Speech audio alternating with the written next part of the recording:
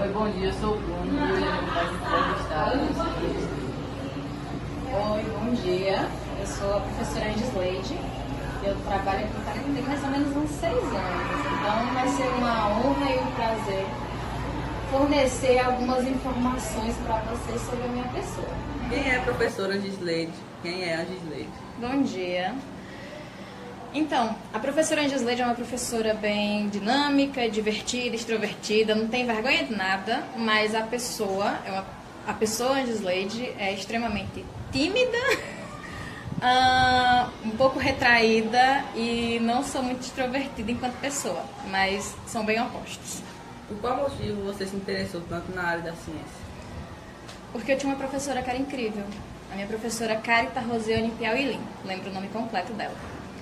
Ela foi minha professora de biologia no ensino médio e as aulas dela eram transformadoras para mim. Foi onde eu me vi me apaixonando cada vez mais pela biologia em si. Se você pudesse escolher entre ciências naturais, ciência cósmica, no caso astronomia e física, qual você escolheria e por quê?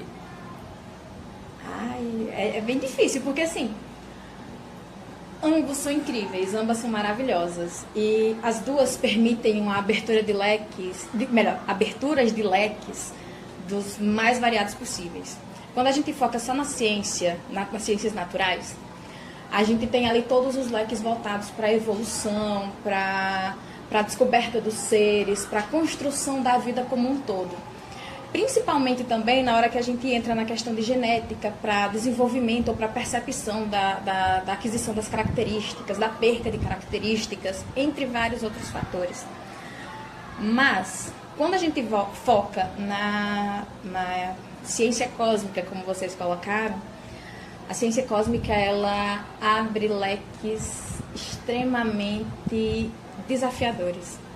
Porque eu acho fascinante como os cientistas conseguem descobrir novas galáxias a muitos anos-luz de distância, mas também eu acho simplesmente fantástico como eles conseguem descobrir, por exemplo, quais seriam as composições do ar que rodeia a Lua ou das constituições presentes no Sol. E o que nas escolares brasileiras, seja em escolas ou faculdades, você acha mais injusto em si? Por quê? Se a gente for falar de escola pública e se a gente for falar de faculdades públicas, que eu vou me ater a esse porque eu sou filha de escola e filha de faculdade pública, no caso da universidade pública, o que eu acho mais injusto vai ser sempre as visões muito inferiorizadas da gente que é do interior. Porque se percebe muito que as escolas, as universidades, as faculdades das escolas do interior, das cidades do interior, elas são muito degradadas. Tem-se o abandono governamental, tem-se o abandono dos gestores maiores, que são, por exemplo, alguns dos reitores, e ficam sucateadas. Elas ficam soltas ao léu. E quando se há formação de grandes exceções, de grandes pesquisadores, é com muita luta, é com muita peleja, porque um aluno de escola pública, ele tem que correr atrás do que ele quer 3 vezes mais rápido do que, por exemplo, um aluno de escola privada. Porque enquanto aluno de escola privada, porque vocês são alunos de escola privada, se falando em estrutura, se falando em fornecimento de material, se falando em, muitas vezes, o apoio dos professores, porque eu não posso dizer que é uma regra geral em relação a isso, mas vocês têm muito mais vantagens. Vocês estão alguns passos ou centenas de passos à frente de quem está estudando na escola pública. Tá? Então, a maior desvantagem, a maior injustiça que eu vejo em relação a escolas e universidades, quando públicas, vai ser sempre o descaso das gestões, vai ser sempre o descaso dos governantes. E se você não estivesse atuando na área de professora, que outro trabalho você gostaria de atuar? Comandante do Exército. Porque eu sempre achei muito... Primeiro, eu achava muito bonito quando eu era criança. Quando eu era criança, e eu assistia um jornal ou uma coisa assim, e aí me aparecia aquele monte de gente uniformizado, bonitinho, marchando bem pleno. Eu ficava fascinada, eu achava belíssimo, porque eu sempre gostei muito de coisas que seguem ordens específicas. Eu preciso que as coisas estejam em determinada ordem, seja ela cronológica, por cor, tamanho, altura e etc. E quando eu vi os soldados na TV, no jornal, eu achava muito lindo, porque eles estavam sempre muito ordenadozinhos, muito, sabe, muito certinho tudo.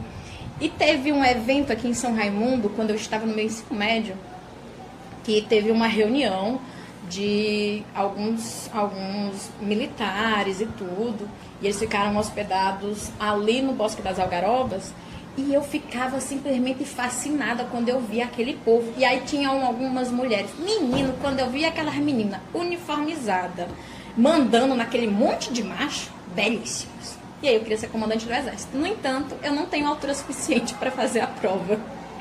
Como você começou nisso tudo? Como você chegou até onde você está agora? Com muita luta. Porque eu me dou muito. E muitas vezes eu já quebrei muita cara. Enquanto professora, enquanto pessoa, eu sempre tento oferecer o melhor que possui em mim. Porque os meus alunos, eles não merecem que eu pegue todos os problemas da minha vida e jogue neles, ou jogue em vocês. Porque vocês não são responsáveis pelos meus problemas.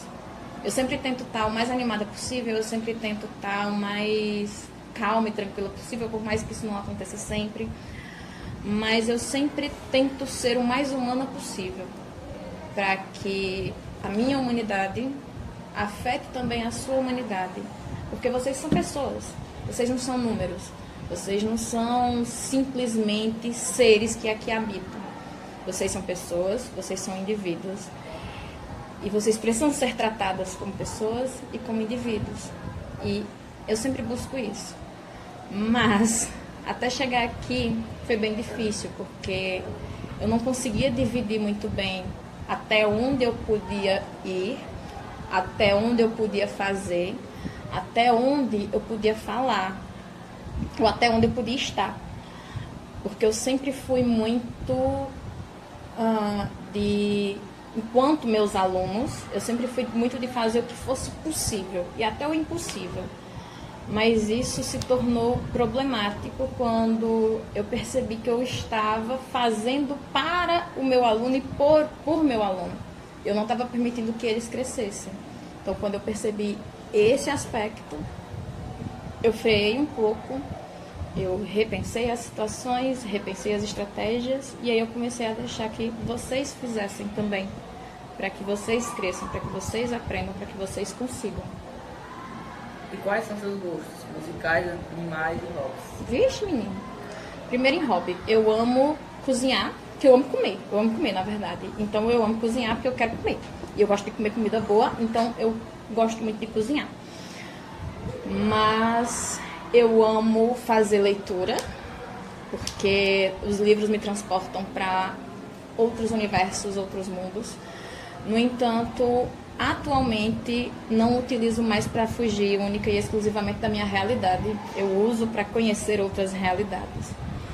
Eu gosto bastante de ouvir música também, mas um gosto musical específico eu não tenho, porque eu vou conseguir ouvir do funk a, sei lá, música clássica erudita. Então, eu vario bastante. Atualmente eu estou ouvindo muito rap nacional, no caso, o rap feminino. Mas e é isso. E também gosto de estar com os meus. Não necessariamente existem pessoas específicas, mas eu gosto de estar rodeado das pessoas nas quais eu gosto, confio e amo. Você sempre teve interesse em ensinar? Não. Jamais. Nunca foi meu sonho ser professora. Só que eu fui conquistada a ser professora na primeira vez que eu entrei em uma sala de aula, que foi quando eu pude perceber que ser professora é uma das profissões mais nobres possíveis. Porque a gente não está ali só passando conteúdo, a gente não está só mostrando para um aluno como é que eu vou resolver uma equação de Bhaskara, que eu vou... Não. A gente, enquanto professor, a gente está lidando, e aí eu retorno à minha fala, lidando com as humanidades. Não é fácil você entrar numa sala que muitas vezes vai ter 15, mas pode também ter 45 alunos, e saber como trabalhar com a humanidade de cada um daqueles. Mas a primeira vez que eu coloquei meu pé em sala de aula foi no ano de 2013, no meu primeiro estágio obrigatório, que eu estava na UESP aqui de São Raimundo, e quando eu pude perceber que a minha atuação não era só ensinar, a minha atuação também era olhar, era cuidar, era muitas vezes reclamar, impor limites ou simplesmente fazer um carinho como um afago na cabeça, no ombro, um abraço, me fez me apaixonar imensamente por ser professora. Então, a partir dali, eu me tornei uma professora. Eu não estou professora, eu sou professora. Você já passou por obstáculos para chegar onde você está agora? Bastante. Mas o que eu acho que um dos meus maiores obstáculos foi sempre a minha saúde mental. Porque, querendo ou não, não só a minha profissão, enquanto professora, todas as profissões elas podem gerar adoecimentos, mas fazendo uma piada interna entre professores, a gente está na linha de frente. A gente tem que enfrentar muitos desafios, e muitos desses desafios eles começam internamente, porque a gente começa a se cobrar muito, porque a nossa turma não está tendo o resultado que a gente esperava. A gente se cobra bastante porque os nossos alunos, eles, em alguns momentos, não estão nem olhando para frente. Imagine ouvindo. A gente se cobra bastante, às vezes, porque a gente não consegue entregar os resultados que a gente queria. A gente não consegue produzir o que a gente queria. E aí isso vai gerando frustrações. Essas frustrações vão gerando outros sentimentos. Esses outros sentimentos vão gerando adoecimentos.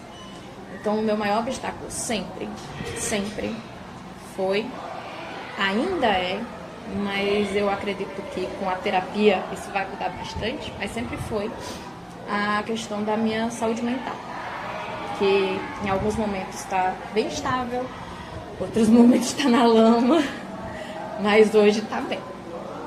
E qual mensagem que você deixa agora para seus alunos e para as pessoas que você gosta? Eu acho que eu vou ter que repetir as palavras do meu pai. Estudem.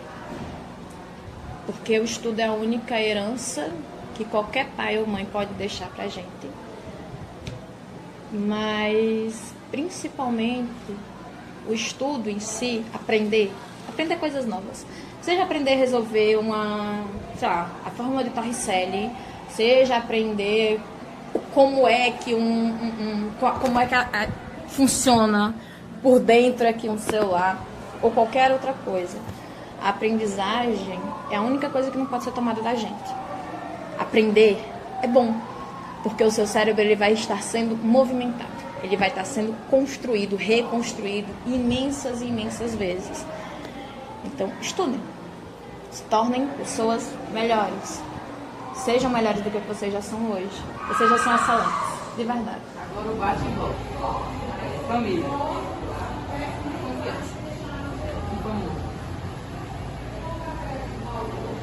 Sei não. Uma pessoa especial. Minha mãe. Uma série. Uma série de TV? Não sei também. Só faz uma Um conteúdo escolar. Inspiração. Uma festa cultural brasileira. Festa junina.